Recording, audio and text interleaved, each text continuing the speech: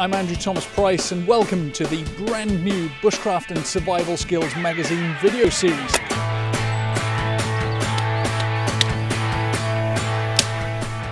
In this episode, I'll be looking at how to prepare and how to light a fire using the bow drill method.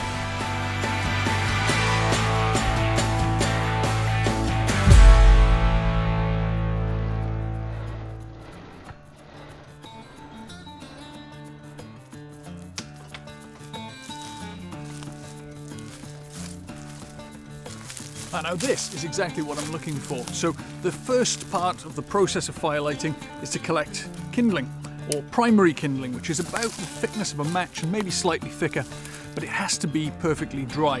What we need are sticks that are off the ground, so things that have fallen from trees above, or what we call dead standing, so it's still attached to the tree, but it's perfectly dry and you can hear that lovely crisp crack when it breaks. So I need to get a good bundle of that, about enough that it requires 2 hands to hold, and that should be just about right to get the fire started. The next stage is secondary. So the secondary kindling is about the thickness of a pencil, up to about the thickness of my thumb, and also bone dry. Now you can hear that lovely crack as I break it here. Totally dry on the inside, so that's exactly what we're looking for. Now the reason we work up in stages is I look at fire lighting very much like building a house. So you wouldn't build a house by building the roof first and working down. So you start off with a good foundation, a nice bit of dry tinder, then your primary kindling, then you work up to your secondary kindling, and by the time this stuff is burning, you should be able to start burning your main fuel wood. So we get a good pile of this and we should be good to go. Now we're getting somewhere. So I've brought some really dry tinder with me. This is Malinia grass, which you find growing on heathland all over the place, really. Great stuff, burns really well. So the next thing I need to think about doing is making my bow drill set. Get a nice dry piece of wood as the baseboard. Now I've chosen a nice piece of dry ivy here, which is one of my favourite woods for the job. And these are all woods that you can find in the British environment. I also need a nice straight piece of dried out hazel. So this was found as a piece of dead standing. So that makes a great drill. So the combination of these two should give me a fire. Now the tool I'm using to do most of this work is the Orbe axe by Hultafors. So it's a Swedish made axe, really high quality, and should do the job just fine. And always work on the far end of the log. So what I don't want to be doing is working here where I could slip and catch my leg. So I'm going to work right over here. Also keeping my fingers back away from the edge of the axe. And a good axe like this does most of the work for you. It's really just a kind of pendulum motion, letting the blade come up and down like that. So there's not a lot of force going into it. I've flattened one section, I'm going to flip it over and go the other way. When this is complete, this will be the hearthboard, the very base part of the fire lighting set. So this sits at the bottom and we drill down into it. So I've got it nice and flat this side. I'm going to flip it over and I'll do the same this side.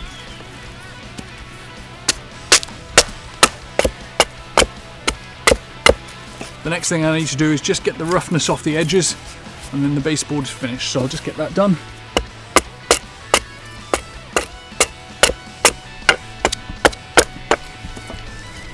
There we go. Like most creative arts, it's often a matter of deciding where to stop, and I think this is my stopping point. So I've got it nice and flat here, and it's about 2.5 centimeters wide, so that looks about right. So the next thing I need to do is make the drill. The most important thing is that the drill is straight. So what I generally do is look along it. It's a little bit like looking down a pool cue. If there are any wibbles in the drill at all, you can just shave those off and make it nice and straight. So this is pretty good already, but I'm going to take a little bit off this side. I also take the bark off because the bark tends to get quite polished and it will cause the string to slip. So I'll remove the bark at the same time. The thinner end I'm going to turn into the bearing surface end. So I'm going to make a point at this end, and I'll use the knife for that as well. So always cutting away from myself like this. Okay, now the principle of this end is to reduce the amount of friction at the bearing surface. So I'm just going to create a blunt point at this end, and then the other end, which is now flat, I'm going to round that off as well.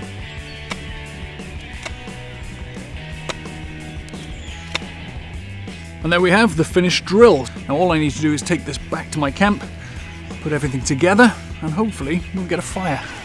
The other thing I need is a bow. Now this doesn't have to be anything particularly fancy. Any piece of wood that has a nice bend to it like that is fine. It's not a bow and arrow, so it doesn't have to be flexible. You also need a strong string. So survival, you could use something like a bootlace or draw cord from a jacket, something like that. You can also use natural cordage, so that's something we'll be covering later in the series. Now the final part we need to think about is the bearing surface. Now this is crucial to the success of this technique.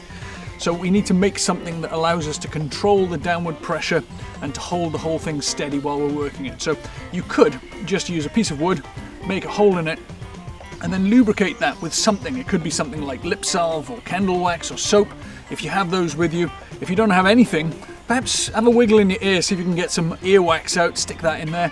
Now, the worst case scenario, if you can't find anything, look under a rock, try and find a little slug, mash him up in there, and it stinks, but it works. Where we are is really close to the coast, and nature's best bearing block in the world, it really is the best, is a limpet shell, and it allows the whole set to spin very, very easily like that. So this is pretty much what we need, and just to finish it off, a little piece of bark which is forms an ember pan. It allows us to collect all the dust as it forms, and then we can transfer that to our tinder bundle, and we should have a fire. So now I'm ready to make a start. Now the first thing I need to do is, using my knife, is just make a small depression in the surface of the board. I'm making this depression in the board just deep enough that the end of the drill will stay in place and start to work its way in. So now I take my drill and I need to wrap the string around it. So you notice the string isn't tight at the moment, so that allows me to drop the string on top of the drill, give it one good twist, and then you have it looped once around on the outside of the string. That's under a lot of tension, so if I let that go, it will go whacking straight into the camera, so I won't do that. But what I will do is take my bearing block, get that in my left hand. Now if you're left-handed, you'll just reverse everything I'm doing, and get your left foot on the board. So your left foot goes on there, that holds everything steady. I take my bearing block in my left hand, put the end, the pointed end goes into the bearing block, and then holding everything together, I just put the blunt end of the drill into the depression that I've made in the hearthboard. So by maintaining loads of contact here, you can just get your shin bone right into the crook of your wrist here, and then I'm ready to make a start. So I've got a really solid platform to work with. Now I'm going to slowly start moving the bow forwards and backwards. Try not to get too much up and down motion if you can. I'm just maintaining enough downward pressure that I can keep the end of the drill in place. Now we can stop there, and this is the point I need to look at the set. Most importantly, we need to look at the dust we've created, and the dust should be very, very fine and jet black, or very dark brown to black. Now the problem we have, if we carry on drilling into this, all of this dust forms around the rim of the crater here, and it cools down and we'll never get a fire. So what we need to do is to create a notch. That notch allows all of that dust to collect in one place, and that's what gives us our fire. So I'm just going to get rid of that for now, and I'm going to cut a notch into the side here. I use the knife for this job rather than the saw, because I find if I use the saw I tend to go in a little bit too far and you kind of have to start all over again. So I'm just going to use the knife. It takes a little bit longer, but I prefer the end result. One of the things I really love about this particular technique is it's ancient.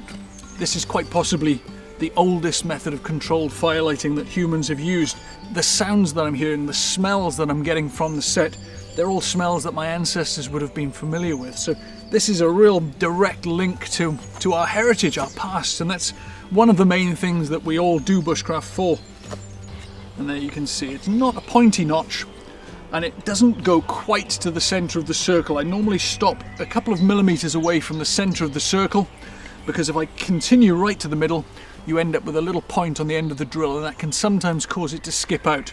In a survival situation, energy is everything. We don't want to waste it. So we check the entire set to make sure that we only have to do this once, and that includes making sure that the string isn't frayed, and we check as well, make sure the drill is nicely straight. Doesn't have any mushroomed off end at the bearing block end. So this is all looking really, really good now. Now I'm going to start moving the bow forwards and backwards. So if you hear that horrible high-pitched sound, you can very easily get rid of it just by pushing down a bit harder. So now you're getting plenty of friction, loads of smoke.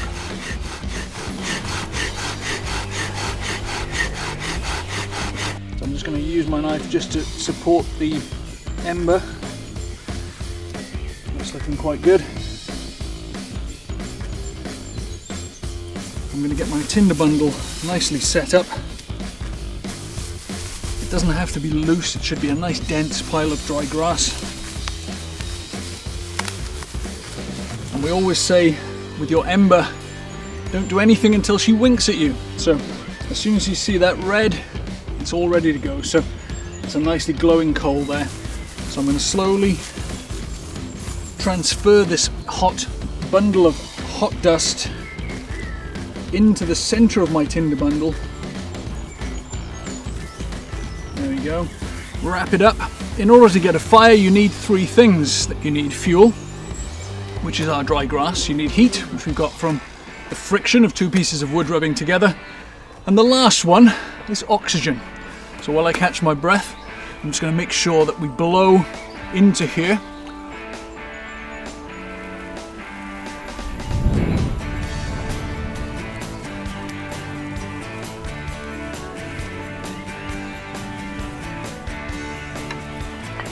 So now that we've got our flame, the next thing is to slowly build this fire up using the driest and thinnest of our primary kindling. So I'm just going to start adding a few bits to begin with.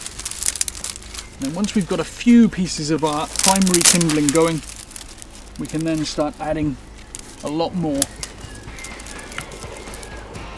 All my primary kindling has been consumed, it goes in seconds.